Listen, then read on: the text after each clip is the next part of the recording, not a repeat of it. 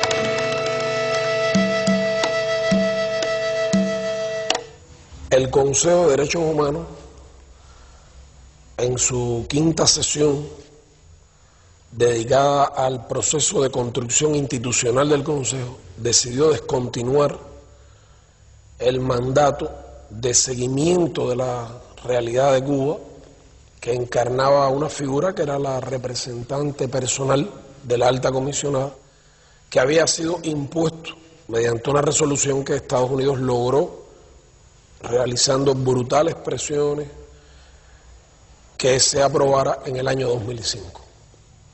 Concluía de esta manera una batalla en el terreno político diplomático en la que Cuba luchó por defender la verdad y por enfrentar esta manipulación politizada, discriminatoria, selectiva del tema de los derechos humanos contra Cuba, que duró 20 años.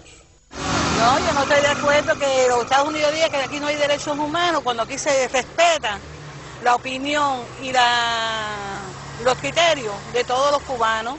A ellos les gusta mucho decir que aquí nos agreden, que aquí nos maltratan, que nos acaba, ¿no? Vaya usted sí. Y eso no es cierto. Los únicos violadores de derechos humanos son ellos. Empezaron con Cuba, ahora cogen a Venezuela, a Nicaragua, o sea que es un país que está dedicado a infringir lo que ellos no son capaces de hacer, reflejar en otros países. La actitud que toma Estados Unidos contra Cuba no es la mejor. Porque si Cuba fuera un país tan malo y tuviera en contra de derechos humanos, yo no andaría por la calle como ando libremente. Este es mi Cuba y siempre será mi Cuba. Sin embargo, yo no entiendo cómo un asesino como Carriles esté libremente y sin embargo están hablando de derechos humanos, cuando ellos no son los que tienen derechos humanos. Derechos humanos tenemos nosotros, dar libertad para niños, para el extranjero y para todo el que viene aquí a nuestra tierra. Bueno, yo lo único que sería que viviera en un país como el nuestro, que vengan a vivir acá y se den cuenta, que nos visiten. Decirle, la demostración está aquí, que vengan a vivir o que vengan a visitarnos y lo vuelvan a contactar con su vivencia aquí en Cuba. Somos felices, no te preocupes. Gracias.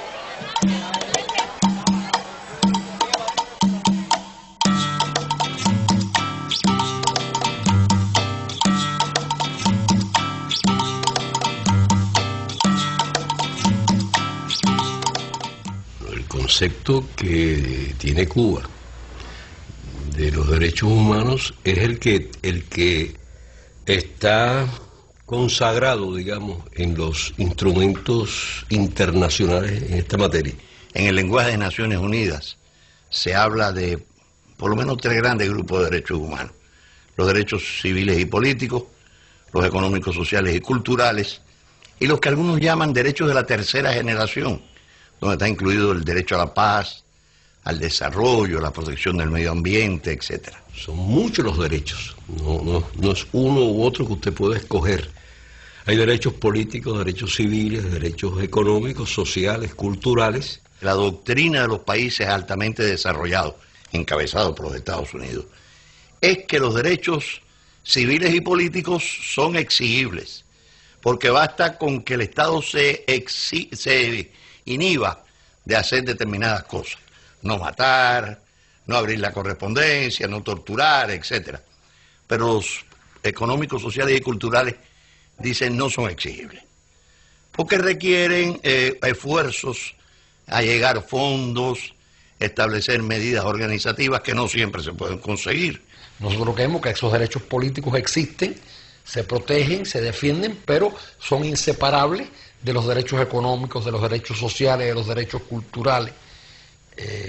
Y por lo tanto tenemos una concepción de la indivisibilidad de los derechos humanos. Yo he llegado a una conclusión, Carolina.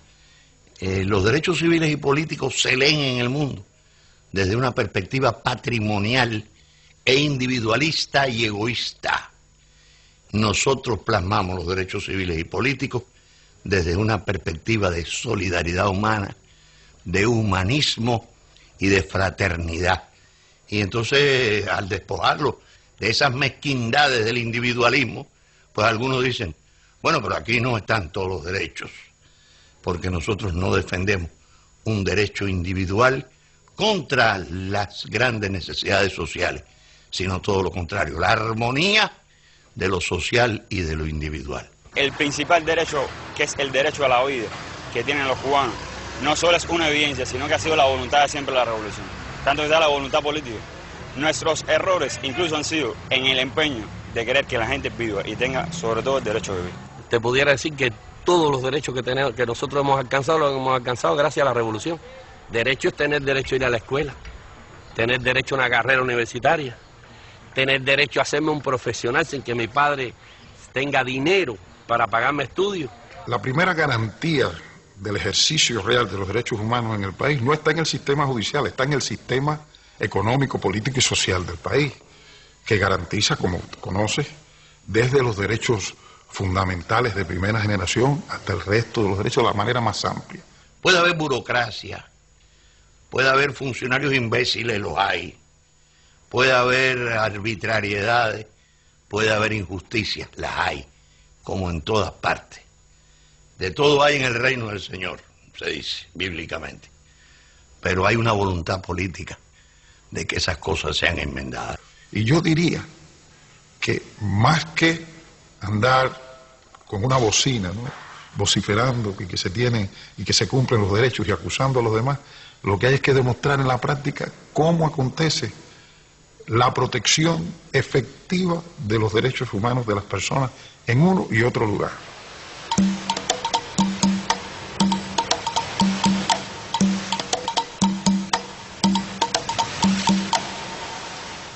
No hay escrito en ningún lugar, ni está acordado en ningún foro de Naciones Unidas, cuál es el modelo de democracia.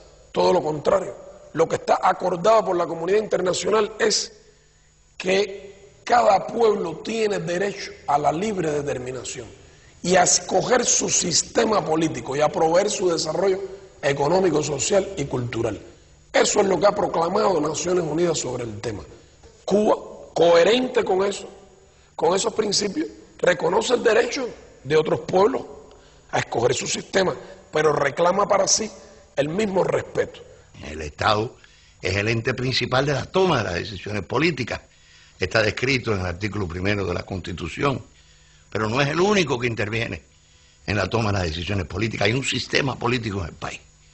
Ese sistema político tiene una vanguardia ideológica, una dirección política que está plasmada en el artículo 1 de la Constitución, como el Partido Comunista de Cuba. Vanguardia organizada de la sociedad cubana, un partido organizado según el principio martiano, con todos y para el bien de todos. ¿Qué quiere decir esto? Esto quiere decir que este Estado es de todos y es para todos, para los que creen en el socialismo y para los que no creen en el socialismo, para los buenos, para los malos y para los regulares, para nuestros delincuentes. Nosotros tenemos delincuentes también. El Estado cubano también es de ellos, se responsabiliza con ellos. No metemos la cabeza en el hueco como el avestruz, son nuestros delincuentes. Es el Estado con todos y para el bien de todos. ¿Dónde dice que para que haya democracia tiene que haber un sistema multipartidista? Eso no está escrito en ningún documento de Naciones Unidas, eso no ha sido acordado. Bueno, el que quiere tener un sistema multipartidista, lo tenga. Pero tener un sistema multipartidista no implica tener democracia, porque democracia es la participación real del pueblo en los asuntos públicos, en la toma de las decisiones. Esa cosa de que democracia tenga que ser existencia de varios partidos, o sea, de varias camarillas organizadas que suplantan la voluntad popular, ese es un invento yanqui. ¿Cuántos partidos existen en Estados Unidos? Dice Michael Moore que en Estados Unidos debieran unirse el Partido Demócrata y el Partido Republicano, que representan al 20% de la sociedad y es el que gobierna en ese país. El sistema norteamericano es la negación de la democracia, la negación de la participación de la gente en el gobierno. Yo creo que es engañoso a veces ese falso pluralismo, ¿no? Porque cuando tú ves, hay muchos partidos, pero una sola clase ejerciendo todos los poderes. También se habla de la división de poderes, pero todos esos poderes que supuestamente están divididos los tienen las personas que pertenecen a la misma clase. En el caso de Cuba, que haya un solo partido que reúna, que sume a todos los patriotas, no es un invento nuestro, lo inventó José Martí. Lo creó en 1892. Martí planteaba que el Partido Revolucionario Cubano era el pueblo cubano para de alguna forma unida lograr la independencia de Cuba. Y esa unidad que era necesaria para alcanzar la independencia de España a finales del siglo XIX es la misma unidad que es necesaria para enfrentar precisamente la política de Estados Unidos contra Cuba. Entonces, ese partido es el que ha conducido este país hasta aquí, y solo cesará ese partido cuando este pueblo no esté de acuerdo con él. Pero este pueblo ha elegido vivir con ese solo partido y vivir bajo el socialismo. Eso es una realidad. Cuando este pueblo decida que no sea así, lo cambiará.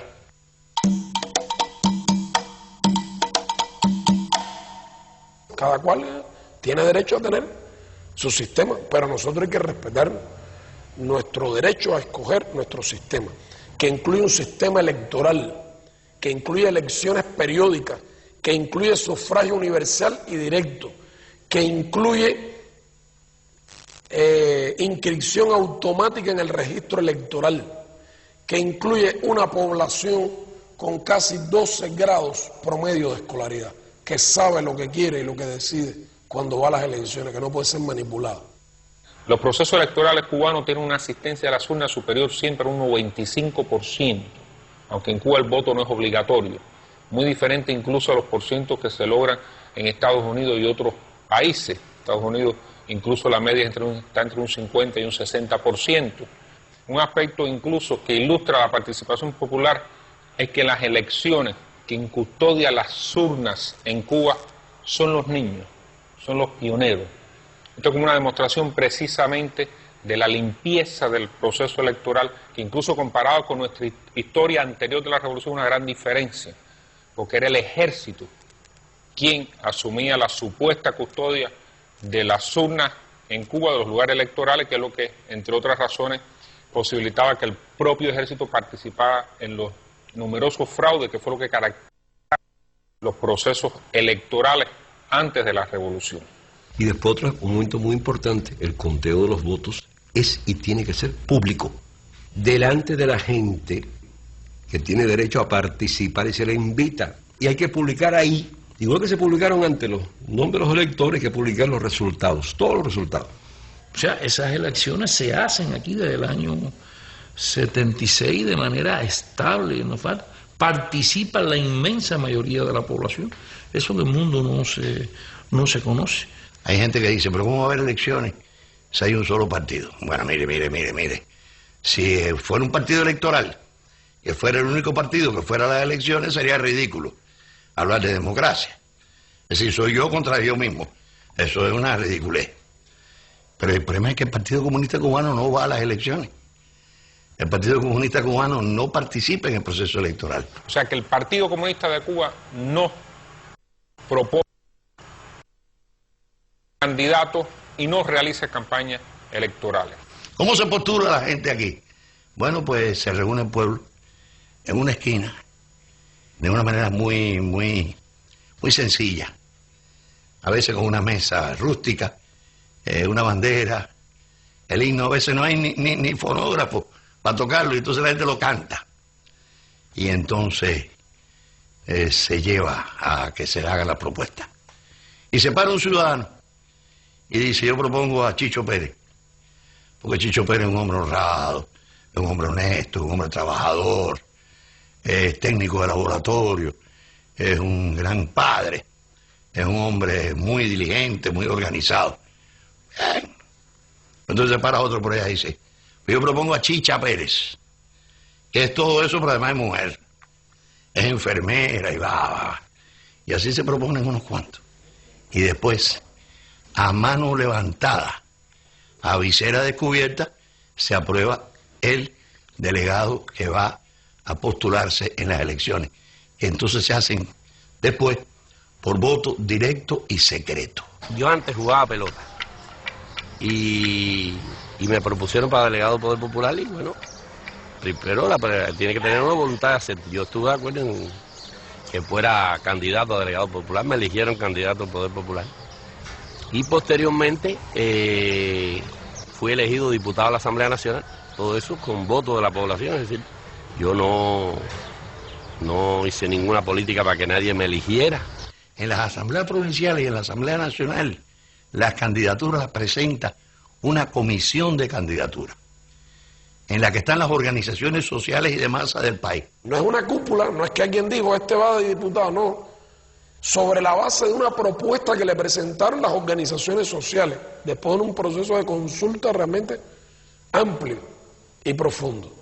Y elegimos entonces, dentro de los diputados, un Consejo de Estado que tiene todas las facultades presidenciales. Es decir, las facultades que se le dan normalmente a un presidente, nosotros se las damos a 31 compañeros. Y otra vez, por voto directo y secreto de los integrantes de la Asamblea Nacional, se elige al presidente del Consejo de Estado.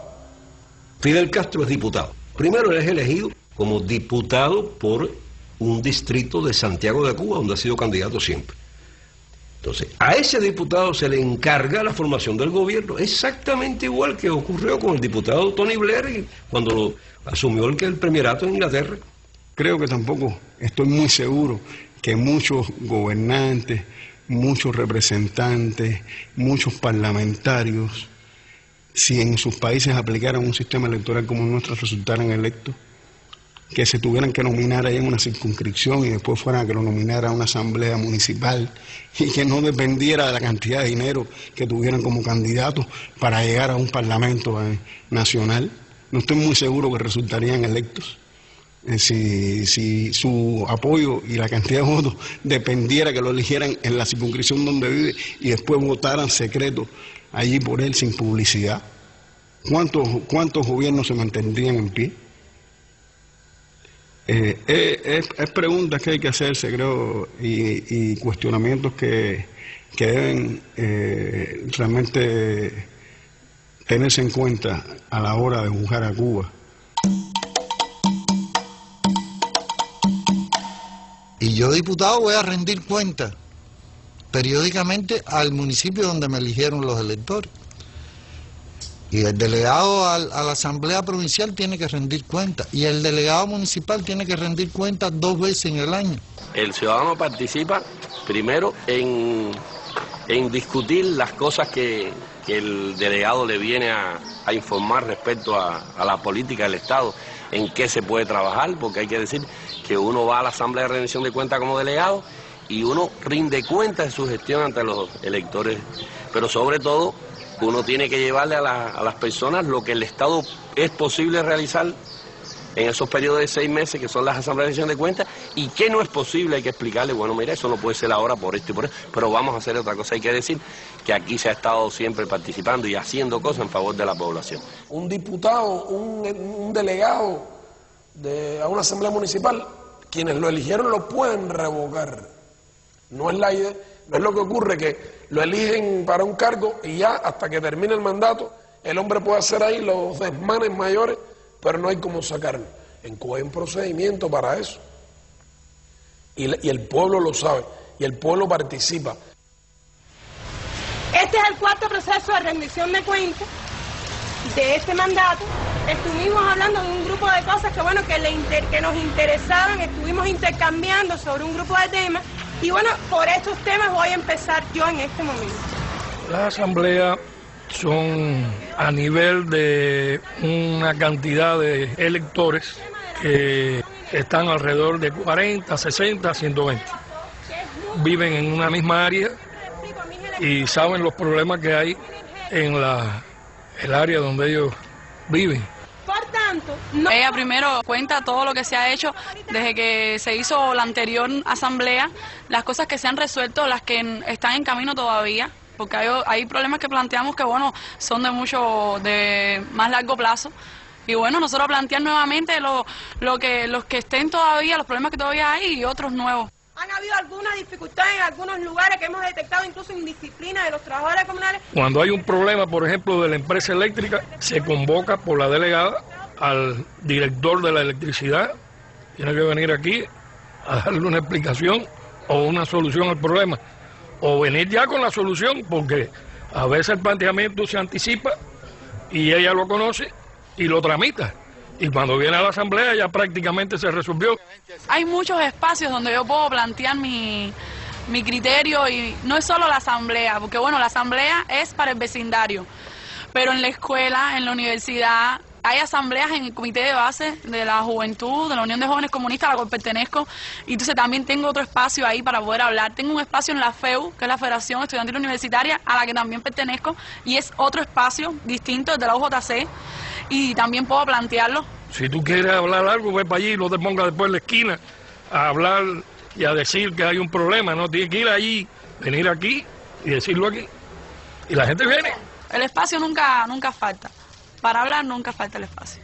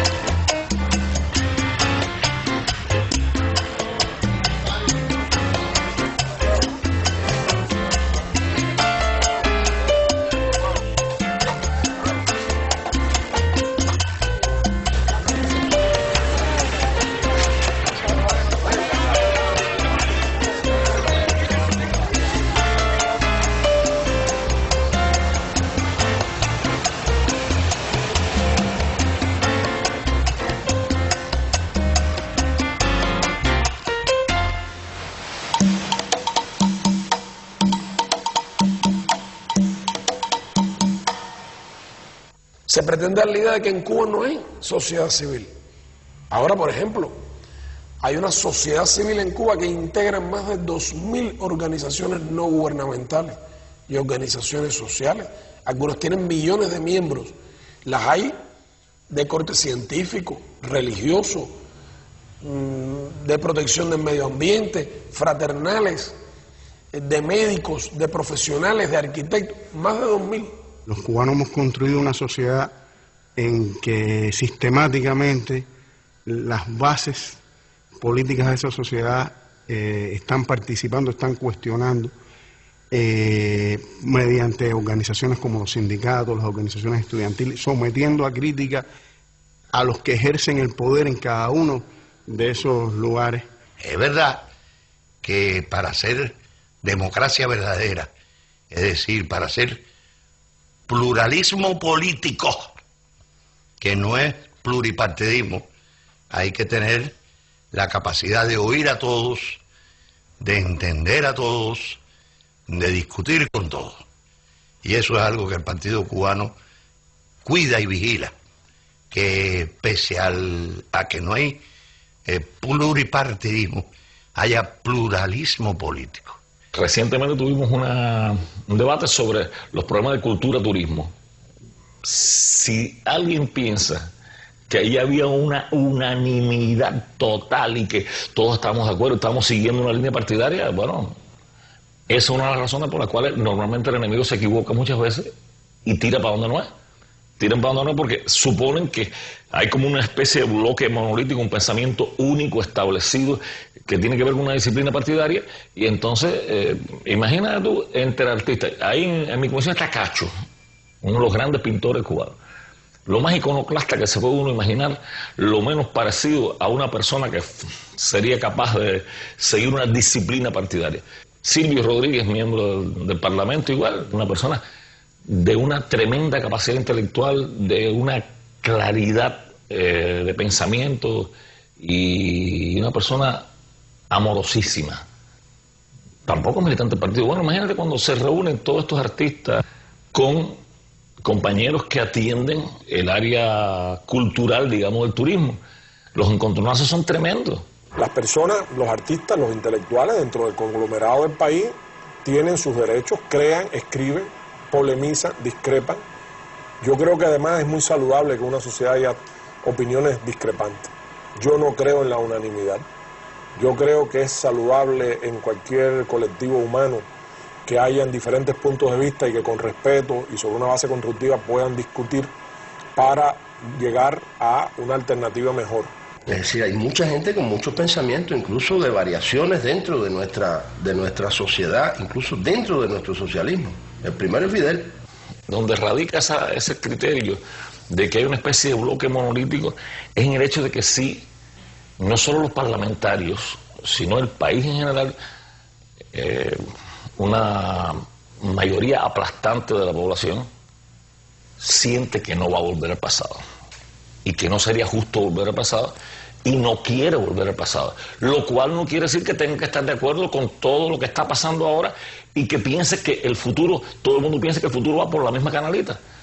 Posiblemente hay tantas visiones del futuro de Cuba como personas pueda haber. Basta solamente dar una mirada a lo que se publica en Cuba, leerlo, para que te lleves una idea de lo crítica, lo diversa que es la mirada de nuestros intelectuales sobre nuestra realidad. No es una novela rosa lo que escriben los intelectuales cubanos sobre la Cuba de hoy.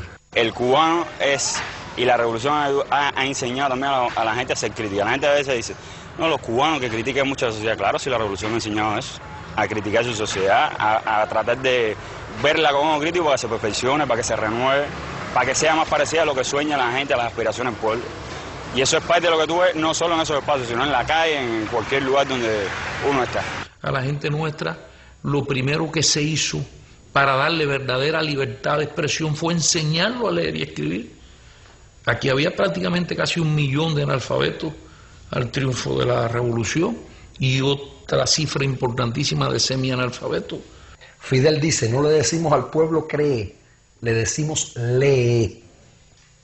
O sea, la idea de que tú no puedes ejercer ningún acto democrático, ni votar, ni hacer política si no tienes cultura.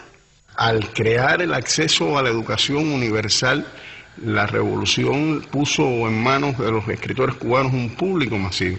Y ellos saben y conocen que el día que el capitalismo se enseñoreara en Cuba, ese lector masivo y esa posibilidad de realmente un lector riguroso, crítico, desaparecería, como hemos visto que ha pasado en el este de Europa. Las ideas no se prohíben, las ideas se combaten con ideas y las ideas se enfrentan con ideas. Si nosotros fuéramos una sociedad basada en prohibiciones y maldiciones, no estuviéramos aquí. Libertad y prensa. Habría que pensar bien en qué es el concepto de libertad y de qué prensa estamos hablando. Creo que son términos que han sido muy manoseados, muy manipulados. a los cuales se les ha puesto contenidos que nada tienen que ver con la realidad. No puede haber libertad de prensa donde reina el capital, donde reina el mercado, donde cada vez hay una mayor concentración del poder económico y del poder político. 4 agencias aquí en América Latina, 4 agencias, son las que emiten 90 de cada 100 palabras que se emiten.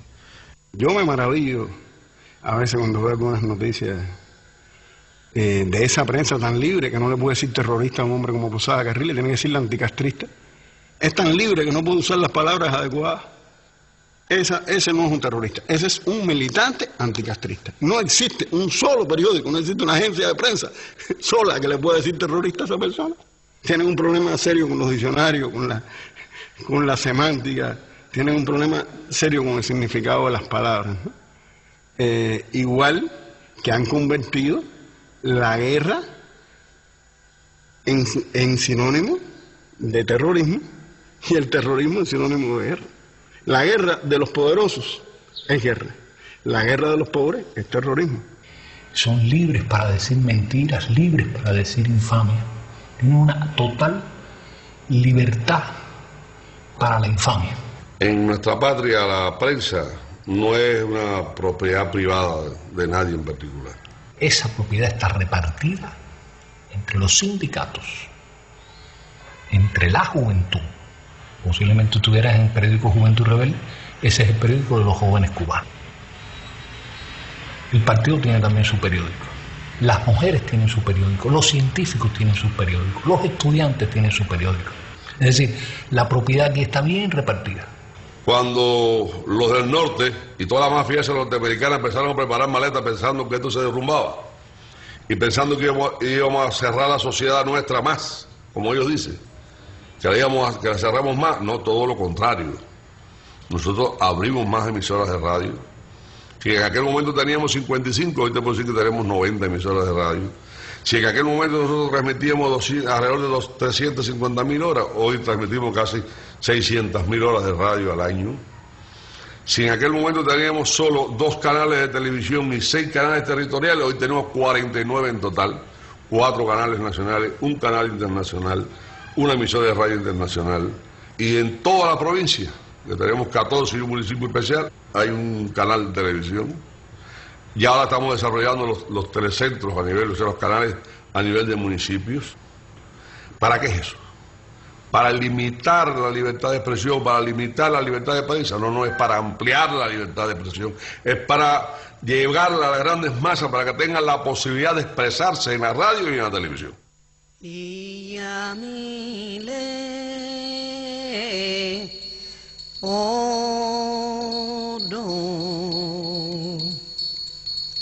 Nuestra Carta Magna, en su artículo 8, plantea que el Estado reconoce, garantiza la libertad religiosa en nuestro país. Pero en distintos artículos se da a conocer en esa propia Constitución que el cubano tiene derecho a creer o a no creer, o a creer y cambiar de creencia si lo estima necesario. Y quizás lo único que se pide es que este culto, esta creencia se manifieste en el marco del cumplimiento de la ley. En el 91 fue enmendada la Constitución, se recuperó la concepción del Estado laico cubano y se garantizó al mínimo detalle la igualdad de todo nuestro pueblo. Por otra parte, el partido en su 4º Congreso enmendó sus estatutos y eliminó el requisito de no creencia religiosa para formar parte del partido. Las instituciones religiosas tienen muchas libertades. Todas las instituciones y denominaciones religiosas nombran a su personal, lo mandan a estudiar incluso fuera o a trabajar en servicios de contrato con instituciones homólogas en el exterior, se reúnen, organizan sus actividades. Incluso yo te diría que Cuba hoy es sede de muchísimas más actividades internacionales, nacionales, de relaciones bilaterales, solicitadas por las instituciones religiosas que nunca. Yo creo que si ustedes con estas mismas cámaras que nos están tomando van hoy a cualquier institución religiosa o fraternal, las van a ver abiertas, donde no hay un guardia, ni un militar, ni un sereno, son ellos mismos los que los cuidan. Normalmente ellos tienen su horario, lo ponen ellos, están abiertas de par en par las puertas para el que venga a visitar, por supuesto, incluidos personas del exterior.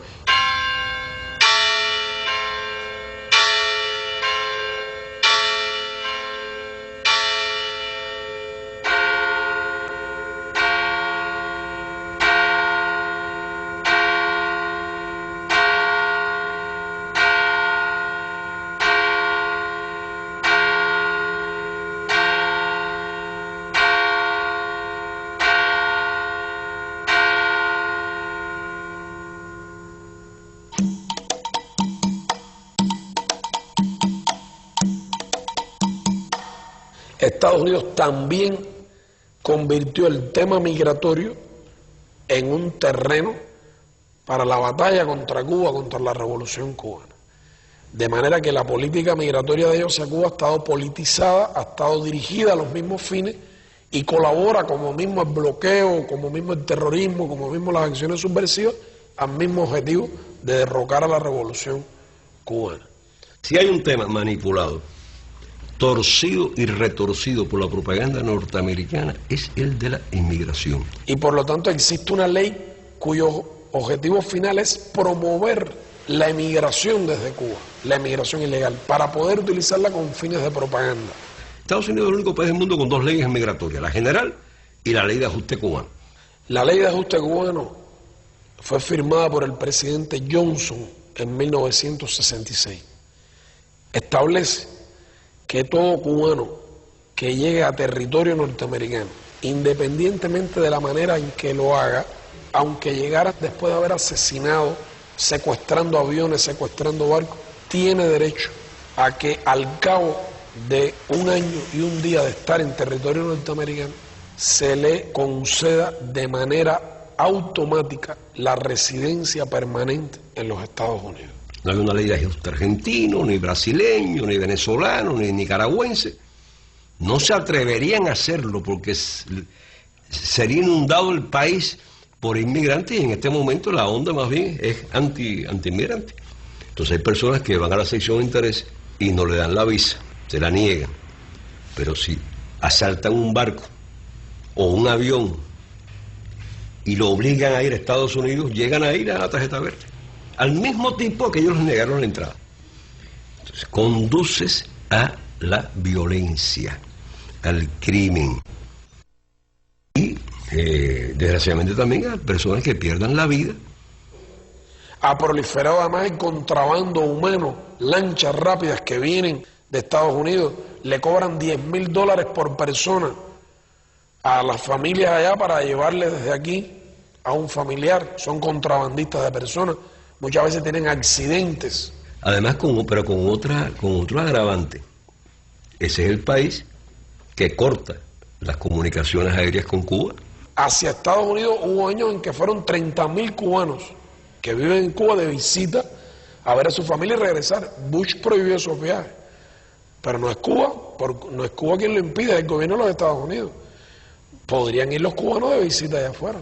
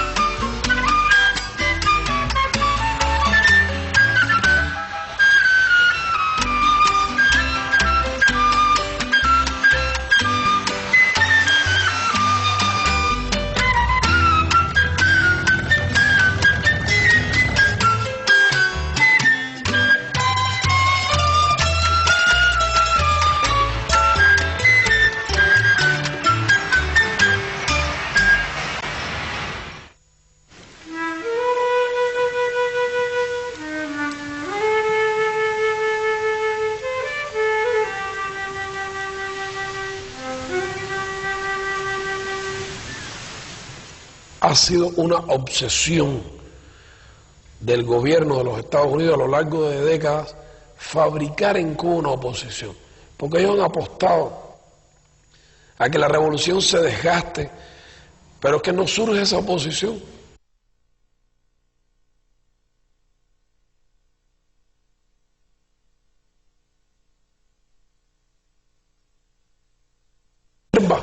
No ha cometido esos errores que le hubieran hecho perder el apoyo del pueblo, por un lado.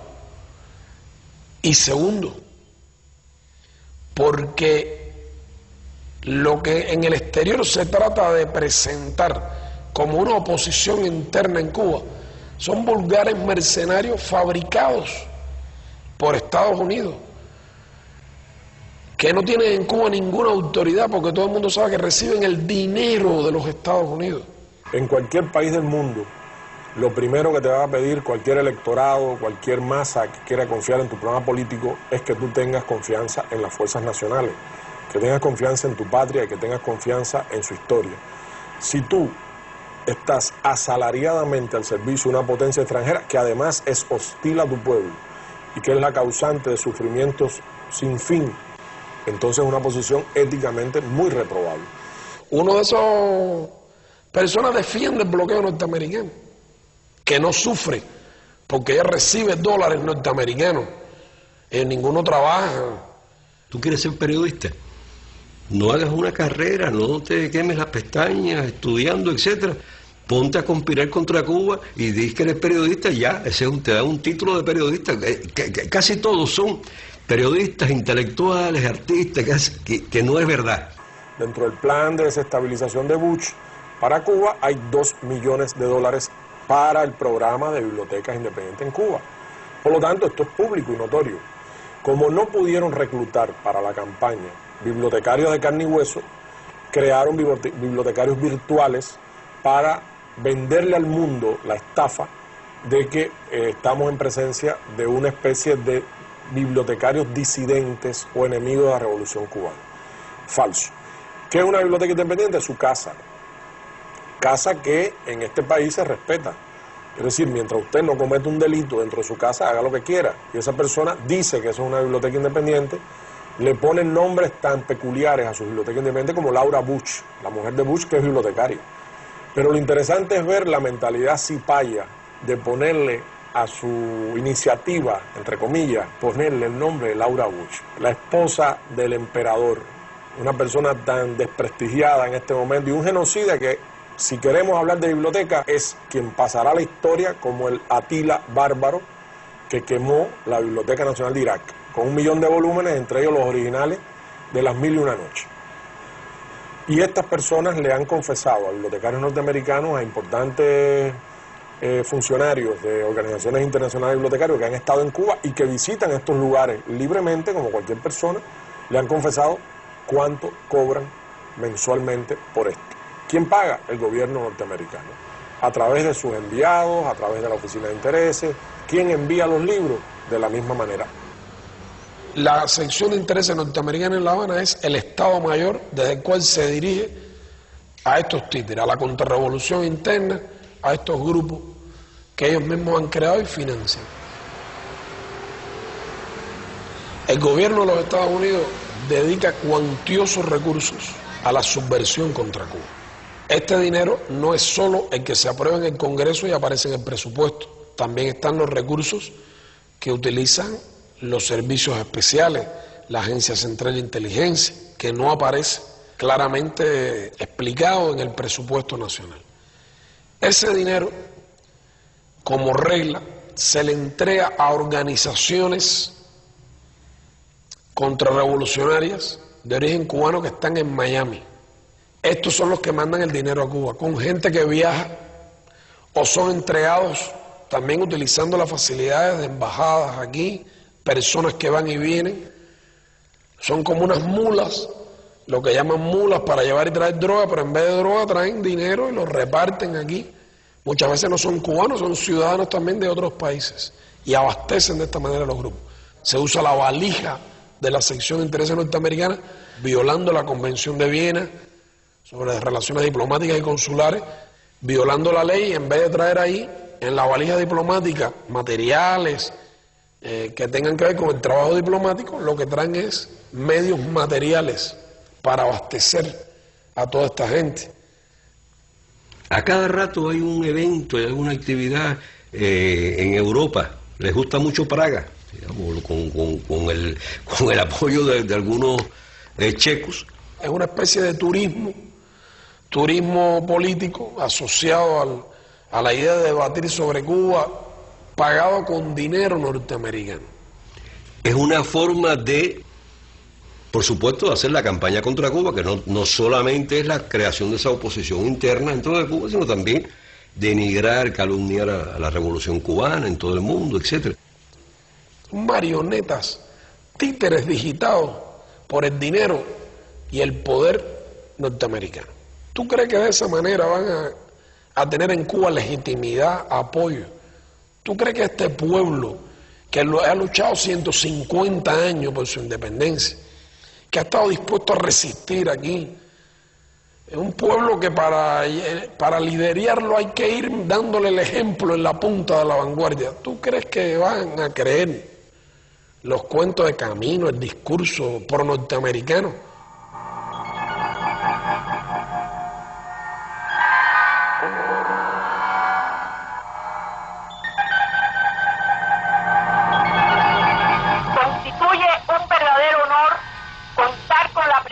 De diplomáticos extranjeros acreditados en nuestra patria, de otros huéspedes distinguidos que nos han honrado al concurrir a este evento. Y el gobierno de los Estados Unidos no ha dado un centavo aquí para nada, y quiero que quede claro. Nosotros tenemos que agradecer en grande la ayuda de nuestros hermanos en el exilio, la ayuda del gobierno americano.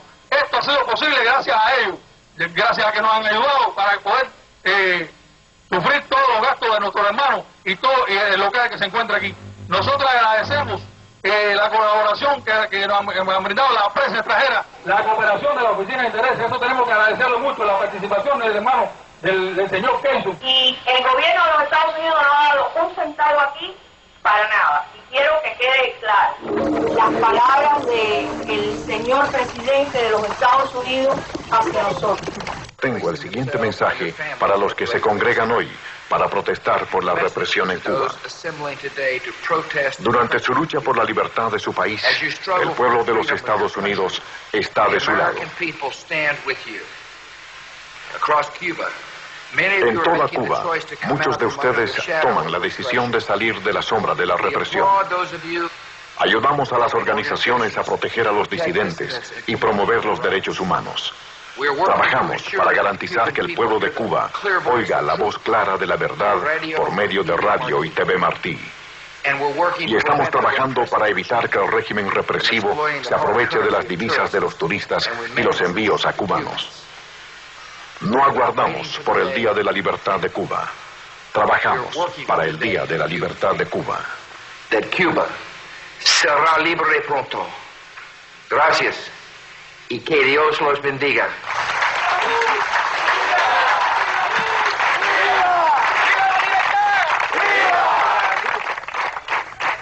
Yo manifesté en 2 ocasiones a Bush, porque yo no tengo otro presidente que no sea él. No hay en Cuba nadie en prisión por haber dicho una opinión distinta e incluso contraria al gobierno, a las ideas de la revolución. No lo hay, sino por cometer delitos, por recibir dinero de la potencia extranjera que agrede a su patria, por haber trabajado para ayudar a aplicar en Cuba la ley Helborton y el bloqueo, por haberle dado información útil que permite entonces perseguir empresas que tienen negocios con Cuba, por haber tratado de contribuir a legitimar la política norteamericana contra Cuba. Son mercenarios. Es que algunos países, a mí me causan asombro, pero ¿cómo tú me dices a mí que le preocupa que en Cuba sea una figura delictiva y se sancione a alguien por estar a la paga de una potencia extranjera? ¿Eso es un delito en Estados Unidos? Eso en cualquier país del mundo es traición, alta traición, traición terrible, traición a la patria, pero traición a un país. Sencillamente eso no se permite en ninguna sociedad. Eso está penalizado fuertemente en Estados Unidos. Entonces, lo que él no admite, él quiere que tú lo admitas, y si tú no lo admites, eres violador de los derechos humanos.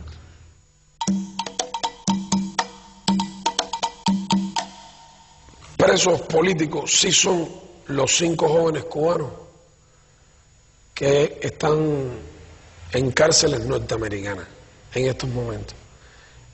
Estos sí son presos políticos, acusados injustamente, condenados en juicios sin ninguna garantía y sometidos a tratos inhumanos y degradantes en las cárceles donde hoy cumplen sus condenas. El caso de los 5 es un caso en el que el sistema judicial de los Estados Unidos está siendo utilizado para encauzar una razón política. Ellos no han trabajado como los otros para una potencia extranjera. Ellos, de hecho, no cometieron los delitos para los cuales se les acusa. Y el hecho es que ellos nunca tocaron a nadie, ni tocaron un bien, ni lastimaron a una persona, o sea, simplemente se dedicaban a informar. Sacrificaron sus vidas y las de sus familias para tratar de contribuir a que nuestro pueblo pudiera tener la información que permitiera evitar, prevenir y protegernos de los actos de terrorismo que de manera continua y creciente durante más de 4 décadas se lanzaron desde Estados Unidos, muchas veces con la tolerancia, el financiamiento y la organización del gobierno de los Estados Unidos, y otras veces con su apoyo directo. Los 5 tuvieron en sus manos la libertad, lo que las renunciaron. Porque para salir en libertad lo que tenían que hacer era hacer un acuerdo con el gobierno de los Estados Unidos. Y lo que tenían que decir era que ellos estaban en los Estados Unidos conspirando contra los Estados Unidos. Y eso no es verdad. Lo que pasa es que si ellos claudicaban y firmaban el acuerdo, se convertían en lanza en vez de en escudo. Ellos se fueron para allá de escudo, no de lanza. Y entonces, la culpabilidad de ellos, ese reconocimiento falso, iba a implicar un disparo contra Cuba. Porque entonces Cuba era un país interesado en conspirar contra los Estados Unidos. Cuba es una amenaza para los Estados Unidos. Después de eso ya todo el mundo sabe lo que viene. Se les condena y se les mantiene en prisión para castigar nuestra resistencia. Es la prueba de la impotencia del imperio, que no ha podido ponernos de rodillas y se ceba en el sufrimiento de ellos, sometiéndolos a esta cruel e injusta prisión. En las 5 familias se han violado ocasionalmente, en cada una de ellas, los derechos de todos como familia, y por eso también siempre estamos denunciando en toda tribuna posible, en toda organización, dentro y fuera de nuestro país, organizaciones internacionales, para que den a conocer que no solamente se encuentran 5 personas que han luchado contra el terrorismo en la cárcel, condenados 3 de ellos a pasar la vida en prisión, sino que también se ha utilizado a la familia desde el primer día.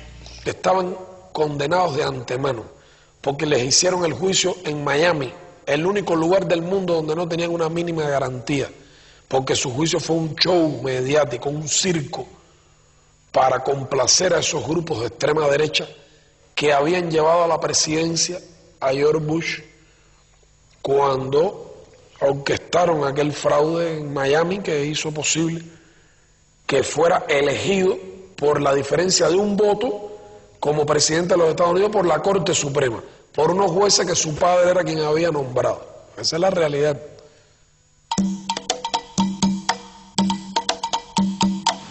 Es conocido que en Miami se refugia desde el triunfo de la revolución personas que han querido destruir el proceso revolucionario, donde resaltan 2 personas, Orlando Bosch y Posada Carril, realmente asesinos por naturaleza. Estando en una fiesta, Posada Carril manifiesta: ahora vamos a volar un avión cubano, y Orlando tiene los detalles. Hay un oficial del FBI que informa al gobierno norteamericano sobre la manifestación de Posada Carriles y el gobierno norteamericano no alertó a Cuba sobre los hechos. Aquí Silver Cubana 455, requested immediately, vean. ¡Cierra la puerta, cierra la puerta! Cubana 455, Alpha Emergency, West, on standby. Eso es peor. Pégate abajo, Freddy, pégate abajo.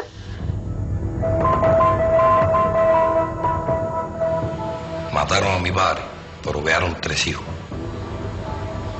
Mataron a mi padre, pero quedan 8 nietos. Yo hoy le dijera al gobierno norteamericano que no perdiera más su tiempo, porque no vamos a ceder ni un tantico así en esta revolución.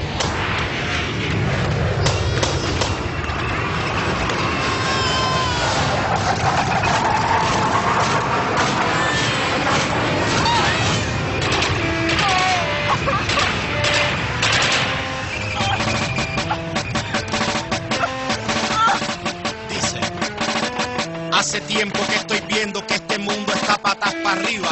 La gente paga con su sangre el precio de la vida. Los niños lloran porque el hambriento no tiene salida y mueren bajo el fuego de la tierra prometida. Los ricos dividiendo a cañonazos el planeta con la supremacía blanca a punta de escopeta, atacando bastiones, religiones y profetas en nombre de una paz con metralleta. Y están televisando lo que pasa, están llevando el odio a los rincones de tu casa. Están haciendo un show con el abuso y la matanza.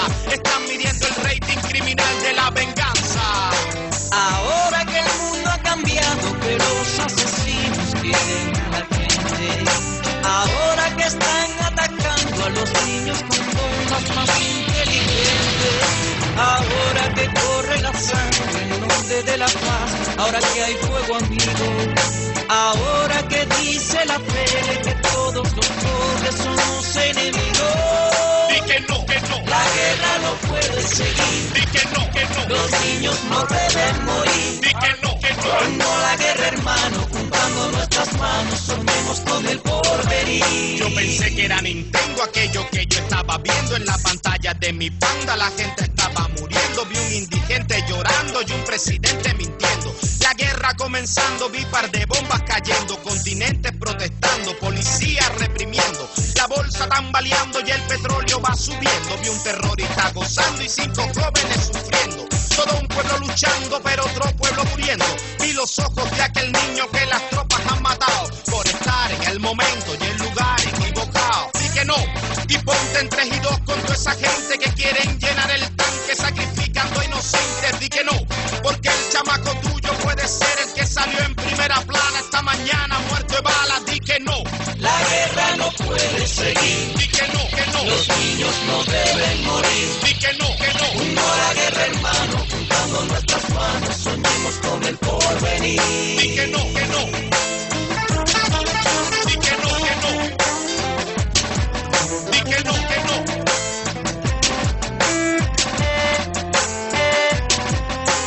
No, no, no, no.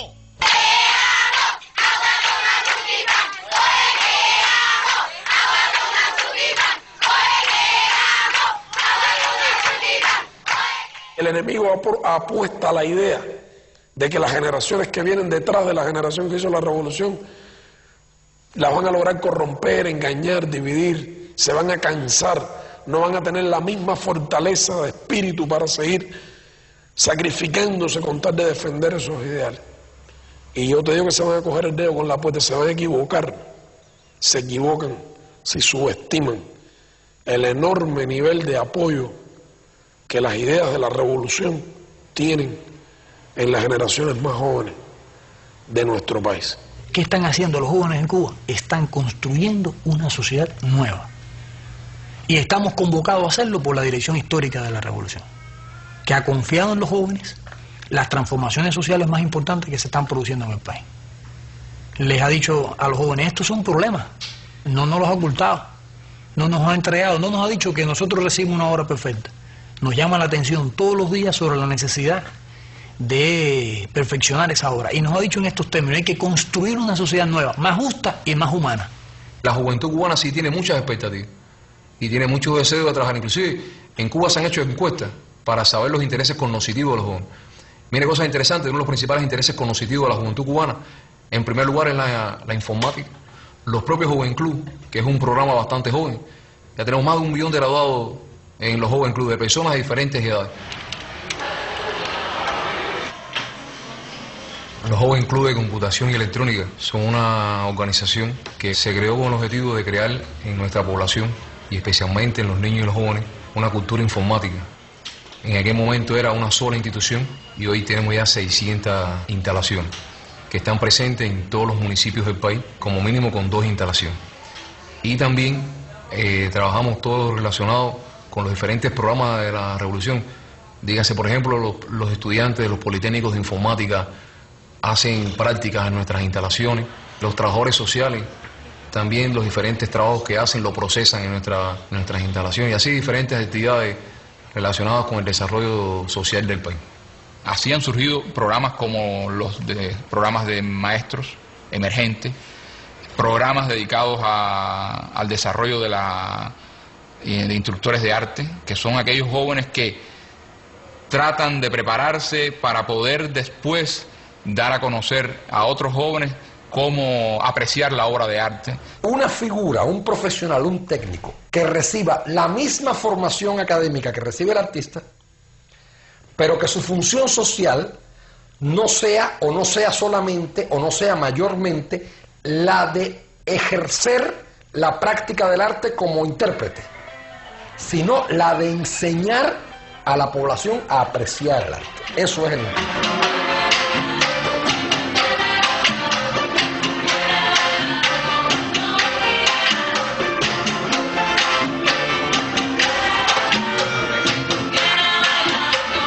Hay 15 escuelas de instructores, una en cada provincia, una en la Isla de la Juventud. Es el mismo concepto, en cualquier lugar se puedan formar. Las 15 escuelas de instructores tienen una matrícula de 16.000 estudiantes. Se están graduando 4.000 instructores por año. O sea, se garantiza, y cada vez más, el libre o relativamente fácil acceso a los bienes, un amplio acceso a los servicios y sobre todo un acceso masivo al conocimiento, a la apreciación. Y de esas mismas, pudiéramos decir, bases, parte entonces el acceso a la práctica artística, de manera que cada persona tenga la oportunidad.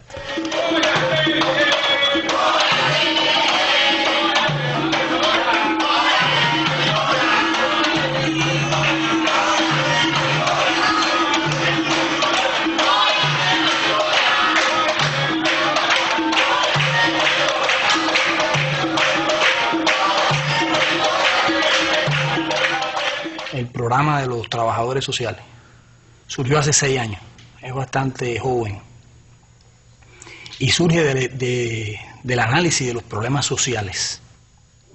En 6 años se han formado ya casi 42.000 trabajadores sociales, un ejército de jóvenes, tienen como edad promedio 22 años, a la vez de realizar tareas del trabajo social propiamente, se superan, estudian una carrera universitaria, la que ellos escogen, y están presentes hoy en las prisiones, en los barrios, atendiendo diversas problemáticas sociales.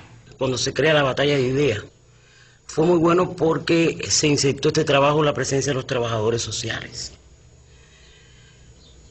Fue importante porque nos permitió conocer el medio en que se desarrollaron cada una de las internas y que la conllevaron a cometer el delito. En el centro tratamos no darle la importancia al delito, sino a los problemas de valores que tienen las internas. A partir de las caracterizaciones que hacemos, con la presencia de los equipos multidisciplinarios, los propios trabajadores, los organismos que intervienen, hacemos en cada una de ellas planes de tratamiento diferenciados para poder desarrollar actividades que la conllevan al buen desarrollo de su conducta. Día tras día se buscan soluciones para cada día humanizar más el tratamiento de nuestras prisiones, para mejorar la vida dentro del establecimiento, para que no se vean estos centros como centros oscuros, como recibimos en 1959, donde prevalecía la tortura, maltrato. Y aquí está la verdad, se le puede hacer la pregunta a cualquier interna. Aquí maltratos no hay. Tenemos una convivencia normal, independientemente del delito que hayamos cometido, todos estamos conscientes, cuando se comete un delito, tenemos que pagarnos a la sociedad.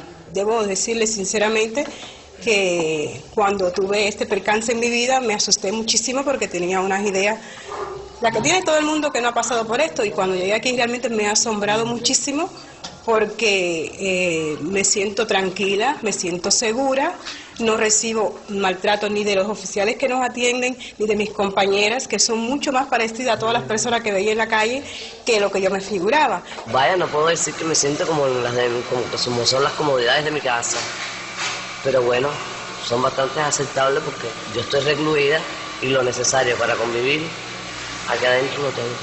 Aquí es donde ellas pernoctan. Además, en cada uno de los destacamentos está la presencia de un televisor que no tiene horario, es hasta que termine la programación que se da por este medio, ¿no?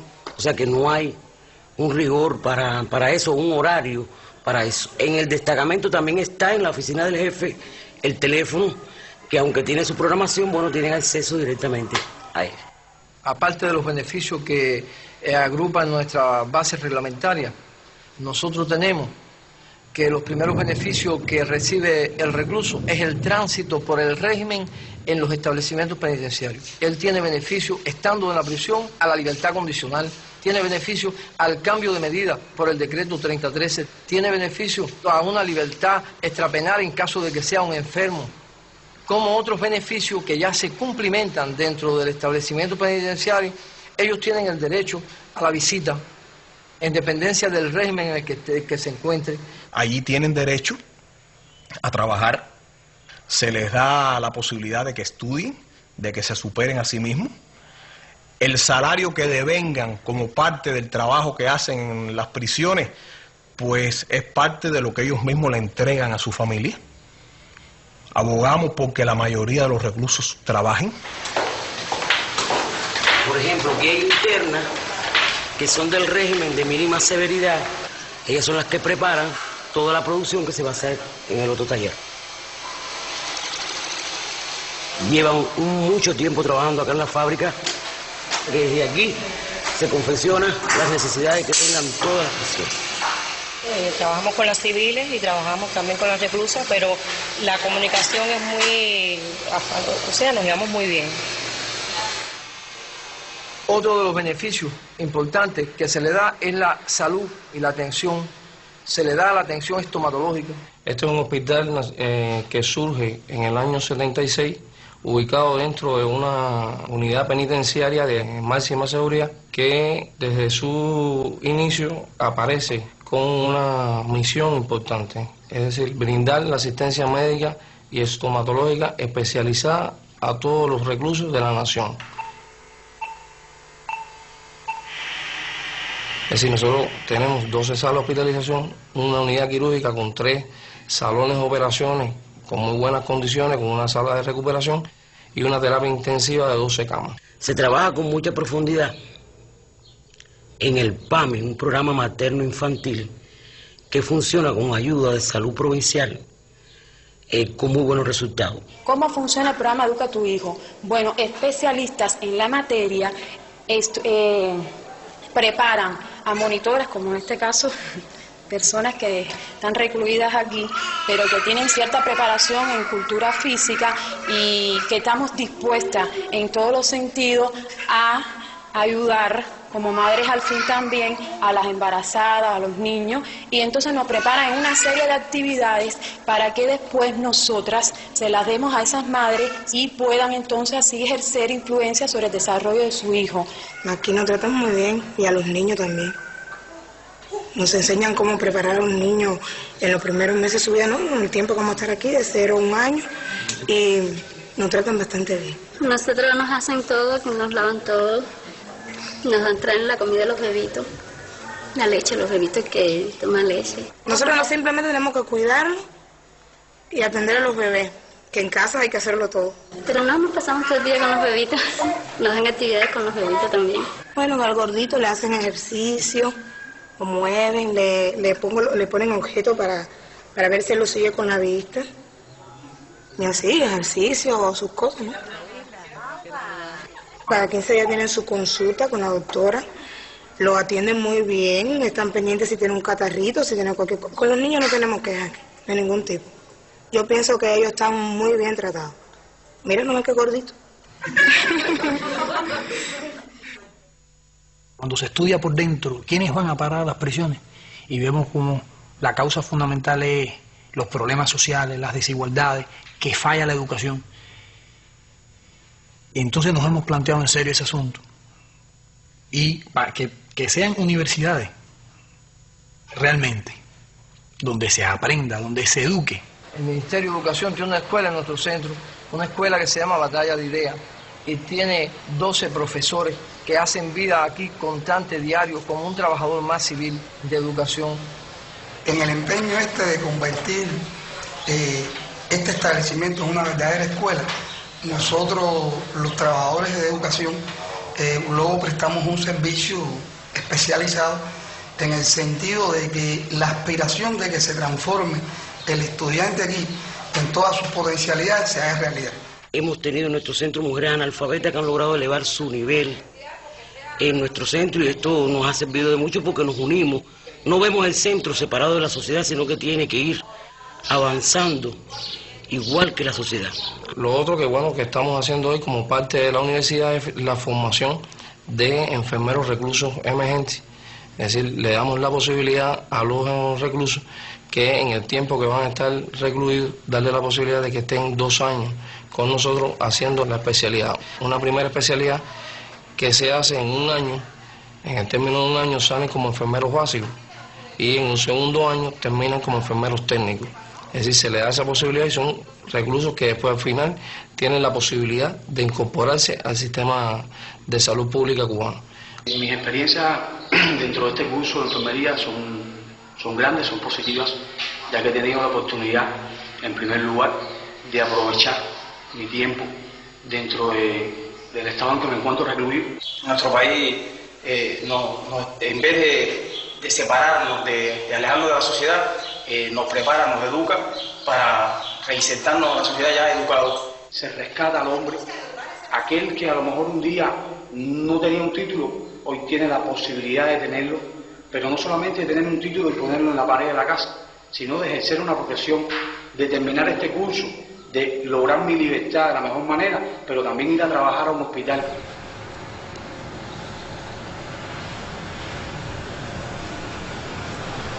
Le habla el mayor Alejandro Valdés Pozo, director del Centro Experimental de Jóvenes de San Francisco de Paula, proyecto que inicia sus acciones en octubre del 2001 con la idea de transformar el tratamiento que hasta en ese momento se venía realizando con la población penal joven. Que hacen grupos más pequeños de trabajo individualizado, se potencia el trabajo educativo, se rompen los esquemas tradicionales de reja, candado y el tradicional uniforme. Estas son las oficinas de los jefes de grupo y educadores, que bueno, donde ellos llenan todos los papeles de nosotros, los expedientes y demás. Seguidamente a las oficinas están los cubículos, los primeros cubículos del dormitorio, donde estamos ubicados por grupo en nivel escolar, y aquí donde vivimos, donde dormimos, donde tenemos nuestras pertenencias, o sea, donde realizamos las actividades dentro del dormitorio. En la calle yo pensaba de otra manera, al cual desde que aquí ya no pienso de esa manera que pensaba en la calle. Eran las fiestas, las cosas, las muchachitas, desvirtuado de muchas cosas que aquí me han enseñado. Realmente ser disciplinado, honesto, honestidad, la cultura que he adquirido en el centro de San Francisco de Paula. Aquí se imparten 3 de los 4 niveles de enseñanza: primaria, secundaria y facultad, porque el otro es en la sede universitaria afuera, que ellos van y vienen solos.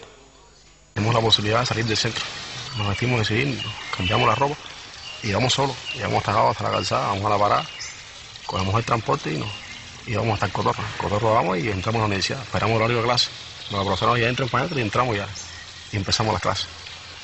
Cuando concluyen las clases en la universidad, que sería siendo 8 de la noche, regresamos a nuestro centro de voz. Esperamos la voz, a veces nos tomamos un refresco en la esquina, nos montamos y venimos para acá. En este centro la idea es que toda la semana tengan un acercamiento con la familia. Y nos preocupamos y nos ocupamos de aquellas familias que no venga a visitar, el por qué no vino a visitar. Hasta para una actividad se citan a los padres, las madres, algunas madres cogemos y nos llamamos, oye, vamos a comunicarnos, que hay trabajo voluntario, vamos a comunicarnos para la fiesta del 31 de diciembre, para todo, lo mismo para trabajo, para todos se cuentan con los padres. Todo aquí nada se puede mover sin contar con los padres. Vaya, los padres somos como unos internos más aquí con los hijos de nosotros. Ellos participan activamente en todas las actividades de la comunidad, incluso actividades deportivas. Estoy hablando de festivales deportivos. Ellos participan en torneos de béisbol, en torneos de fútbol. De manera que formen parte de la comunidad donde estamos y creando en ellos hábitos de convivencia, que es lo que potencia nuestro país. Quisiera seguir estudiando. Y eso es un propósito que me lo tengo yo y lo voy a lograr. Seguir estudiando para ser una persona en la vida. Hay un pensamiento de nuestro héroe nacional que dice: se ha de tener fe en lo mejor del hombre y desconfiar de lo peor de él. Hay que dar ocasión a lo mejor para que prevalezca sobre lo peor, si no lo peor prevalece. Y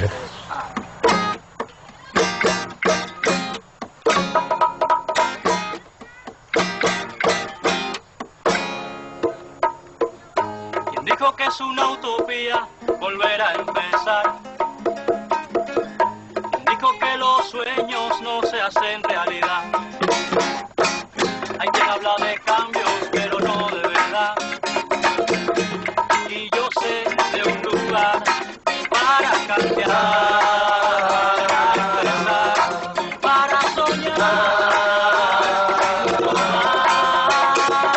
Esto es San Francisco, una nueva escuela, echando para adelante con la batalla de ideas. Fidel es nuestro guía, echando esta trinchera. Llevo mi uniforme en el azul de mi bandera. Nadie podrá detener esta escuela de hombres nuevos, creada por Fidel.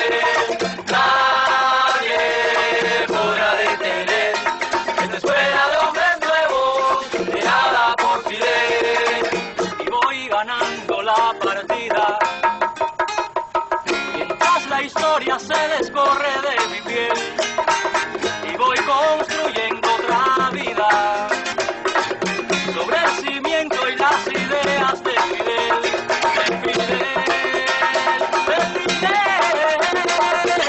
que me dio la oportunidad de ver en mí lo que es verdad, que hizo el sueño realidad. Porque esta escuela es mucho más, por eso nadie la podrá detener. Por eso todos cantarán otra vez. Nadie podrá detener al pueblo mío que creyó en lo que yo podía hacer. Nadie podrá detener al hombre nuevo con sus manos de crear y de vengar. Nadie podrá detener la escuela de hombres nuevos creada por Fidel.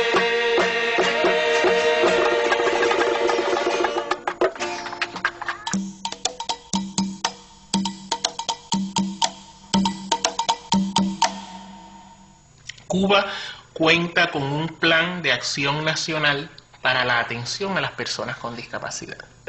En el año 87, con 18 años, me buscaron en mi propia casa a través del Ministerio de Trabajo y Seguridad Social y las asociaciones, y me dieron un empleo en un taller de discapacitados. Llevé 20 años de servicio en la empresa. Actualmente estoy en el grupo de dirección de actividades en la Casa de Cultura. Es decir, trabajo con los grupos de aficionados, trabajo con la música. Estoy estudiando en la CUJAE, un curso de teatro. Es decir, me han posibilitado todo el estudio, toda mi incorporación plena, mi salario, el trato como uno más de la sociedad, que eso es para mí es sagrado.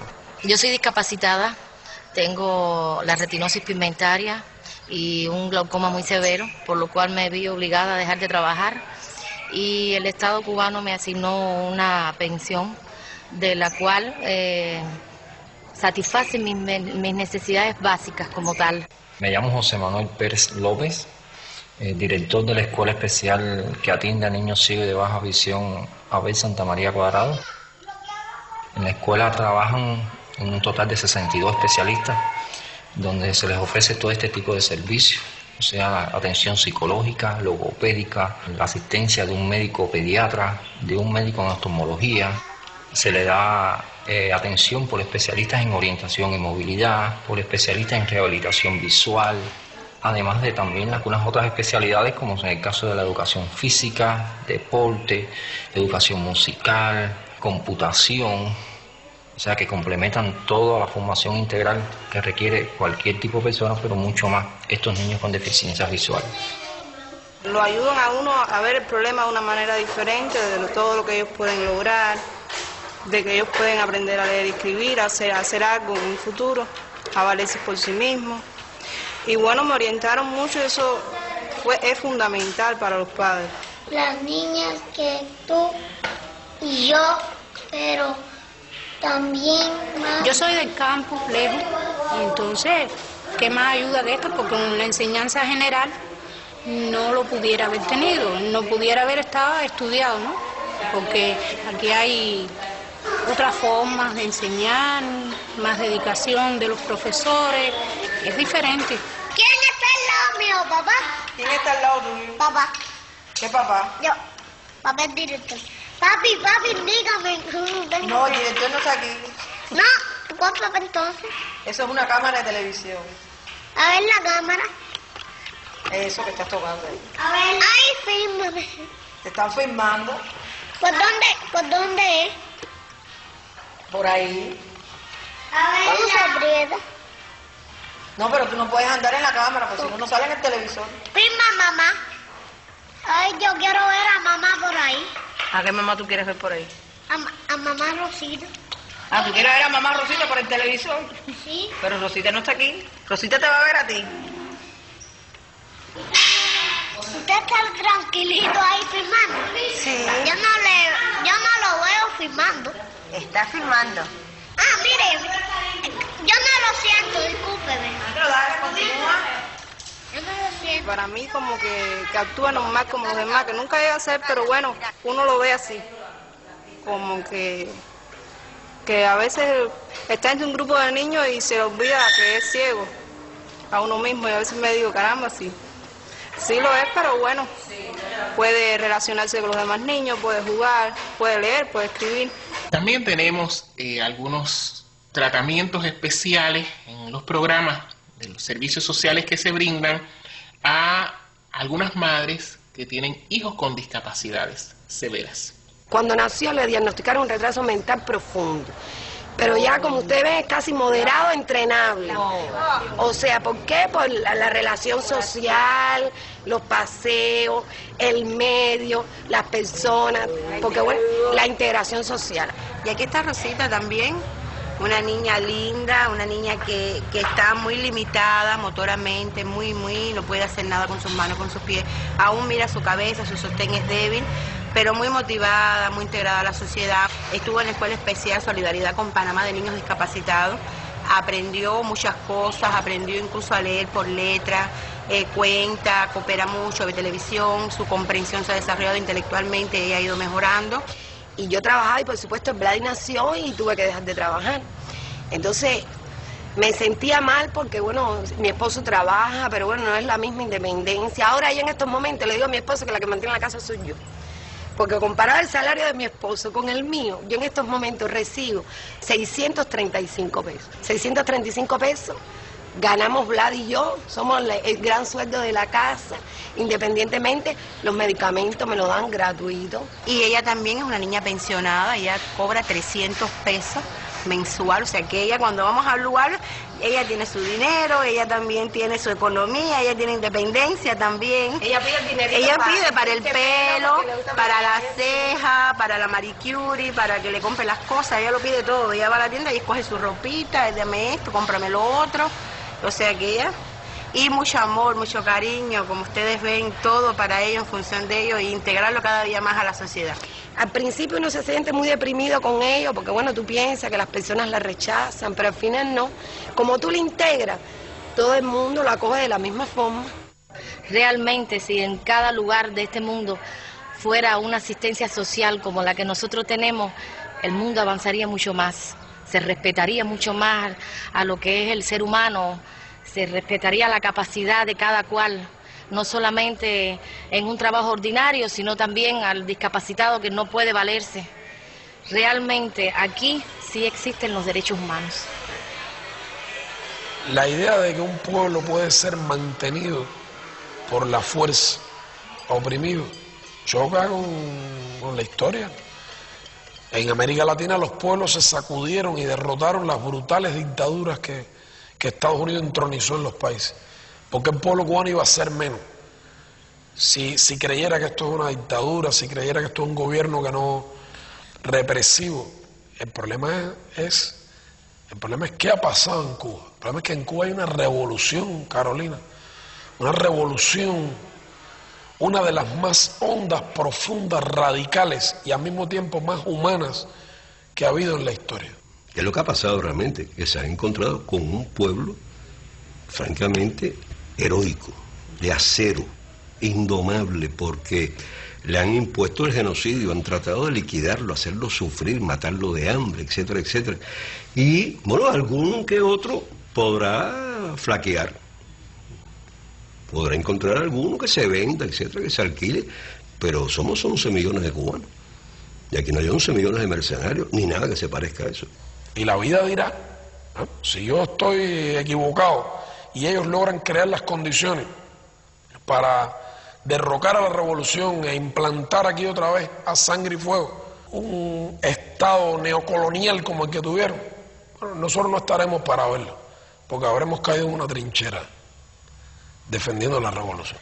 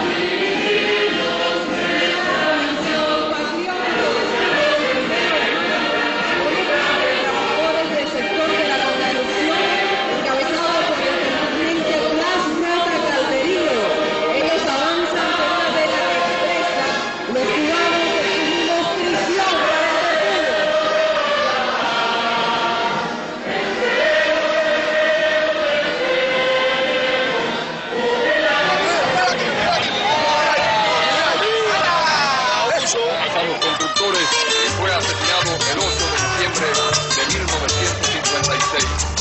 Él no vio la obra de la revolución, pero aquí está, hecho realidad su sueño.